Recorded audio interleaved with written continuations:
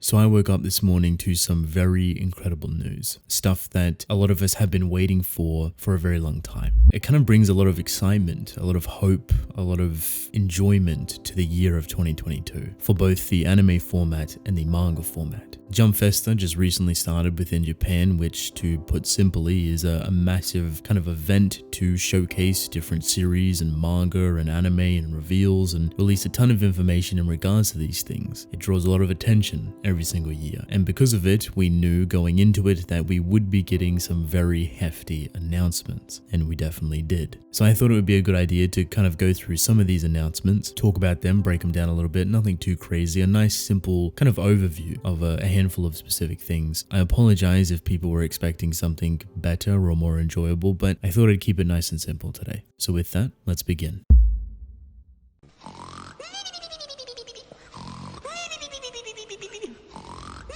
I think the best place to start for all of this information is some of the biggest and most exciting news to come out from Jump Festa, and that is the return of Bleach. It has been many years since we have gotten anything Bleach related, and even more years in relation to the animation of Bleach. Obviously, people have been increasingly excited to see anything related to Bleach, some sort of trailers, artwork, soundtracks, PVs, anything promotional really. They just wanted something. And finally, Jump Festa has provided a lot of that information. So not only do we get a very beautiful trailer showcasing what to potentially expect for the anime, but we also got a release date. We will finally be experiencing the finale, the final arc of Bleach, October of 2022. This might sound like a long time to wait, but the more love, attention, and kind of care that goes into this show is going to result in a much more beneficial product, which for a legacy title like Bleach deserves all of that. The PV trailer shows a very beautiful insight on what they're trying to achieve with the anime in regards to its lighting, its aesthetic, its color palette. Everything's looking crisp and clean and gorgeous, and I'm hoping that even though this is a PV, which is promotional material, a lot of this is transferred over to the anime. It's not to say that it wouldn't be or it can't be, it's more so the intention of creating this is to build hype and expectation, but a lot of things within the animation industry is subject to change constantly, and this is in relation to money and time and talent. There is a lot of moving pieces, so to speak. So this isn't trying to devalue the hype or bring it down. If anything, I feel this is a good showcase of what to expect because of how much love and passion they want to pour into it. This is a legacy title. They've been keeping this under wraps for a handful of years, I assume, and they really want to bring it back in its best form. Even though Studio Period has a pretty shaky history with specific anime, the talent that is on board for creating the show and making it happen is looking better than ever. And I feel it's safe to assume to expect a pretty enjoyable and amazing experience. So we have a release date, a trailer, there's a litany of artwork from differing authors within the manga industry showing off everything Bleach related. If Jump Festa had like a bracketed thing underneath, Bleach would be taking this crown. This is by all means Bleach's Jump Festa, and a lot of attention and love has been poured into showcasing that. A massive amount of artwork that has realistically never been seen before by Kubo himself, but also by other authors and bits and pieces scattered around. So there's a lot of great things here. Bleach fans are obviously going to be super happy with all of this information. Moving on, however, we have more stuff in relation to the Chainsaw Man franchise. This is indicative to part 2, and this is indicative to the anime, as well as a brief interview with Tatsuki Fujimoto himself. So firstly, just like the previous video I'd done, Chainsaw Man's anime will be 100% releasing sometime next year. We don't necessarily know when, but we did get a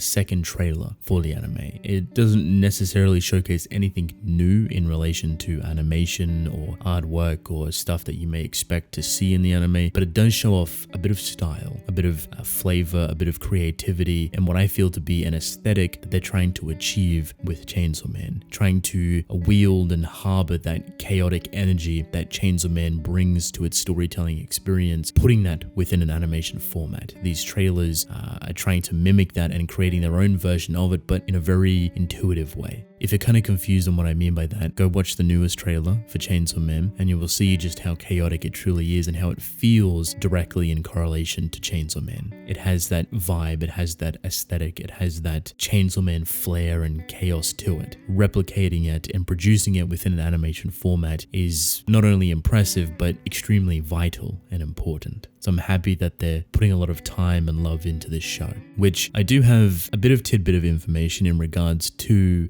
the animation process. This isn't related to Jump Festa, but I did see a tweet from someone that is potentially working on it. In regards to the animation, CGI, etc., there was, I believe, loose statements in regards to the usage of CGI, which I know a lot of people are kind of concerned about. It's a worthy thing to be concerned about within the animation department, especially because a lot of the shows that we get that focus around CGI or use it heavily sometimes aren't really the best, but it doesn't mean that they're horrible. They may have a different style or approach to it, but some are genuinely really creative and enjoyable, and a good example of that is Beastars. CGI still has a bad rap, however, and when it's used in the process of lack of time, lack of money, lack of hours or manpower, talent even, unfortunately your final product isn't going to look all that great. It's going to be very noticeable that the CGI is just here because we ran out of these things. But if you give talented people, creative, intuitive people, the time they need to conceptualize beautiful CGI, you will have a very unique product. And that is supposedly what is happening with Chainsaw Man's anime, as a lot of the background work and specific things will be heavily CGI, but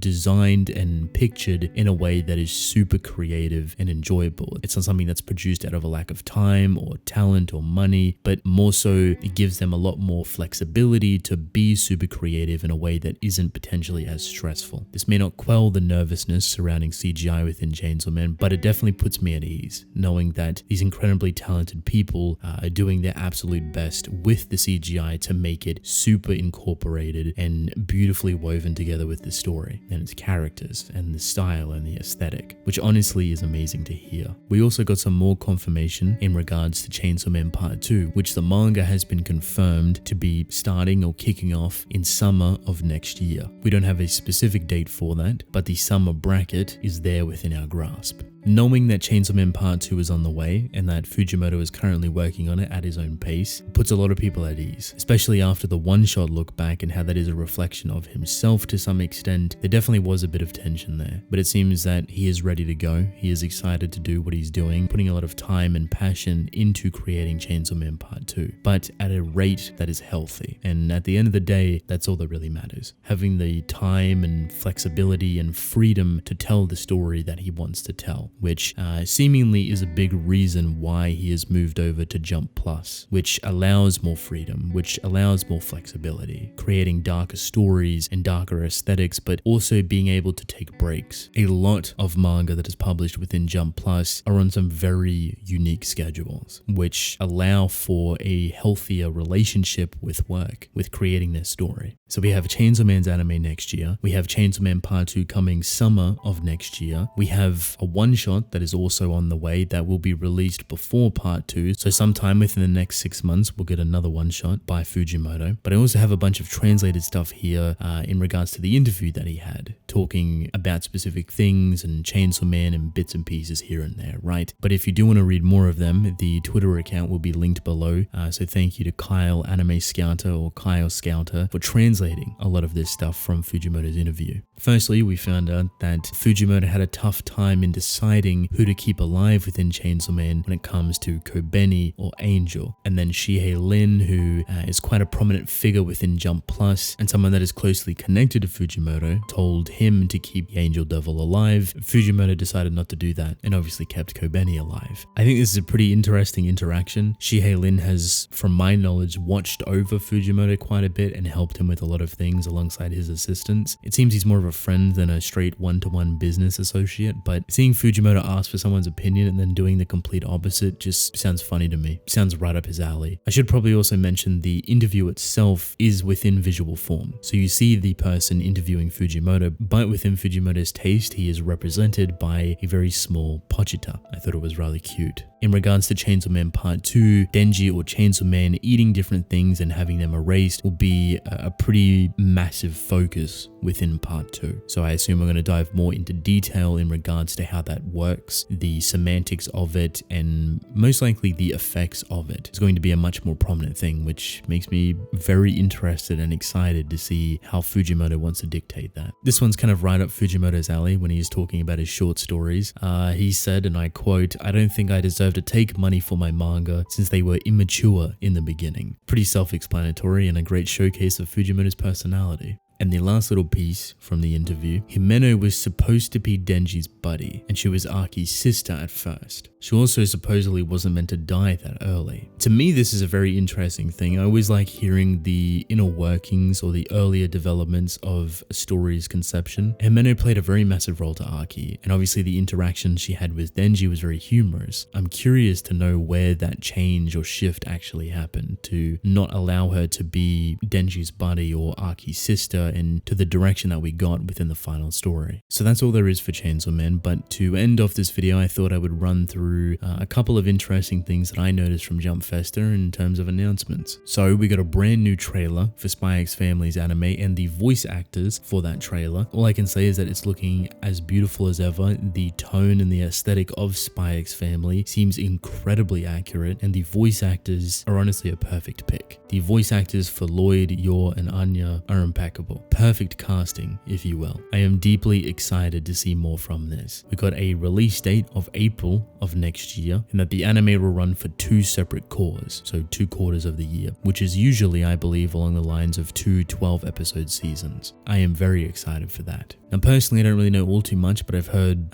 some very interesting things about this manga. Ayakashi Triangle just recently got its anime announced. For a lot of people that are fans of Ayakashi Triangle, this is going to be great news for you. And last but not least, just to show it a little bit of love, Tokyo Revengers is getting its Christmas Showdown arc animated. I assume this is the announcement for its 2nd season, but they've just kind of boiled it or condensed it down to a specific arc. I assume this arc is big, but I could be completely wrong. It could be like a filler arc. Please correct me on that behalf. But regardless, more stuff for Tokyo Revengers. I know a lot of people are very happy with the success and the response for this series, and a lot of people have fallen in love with it. Personally, I haven't read it, but I do plan to eventually. I may make a video on it within the future, but it's always great to see a series get more stuff for it, and considering the mammoth year that it had with 24 million copies sold, it's only going to continue getting bigger and better. So a lot of people are going to be very happy with that. When it comes to Jump Festa, a lot of information gets revealed. Hopefully there's some tidbits in here that maybe you haven't heard about or were happy to hear about. 2022 is shaping up to be a massive year for many different series. Obviously Bleach returning, and Chainsaw Man, and all of these other anime or manga that are going to continue growing within popularity. So without a doubt, we have a great year ahead of us in terms of manga and anime.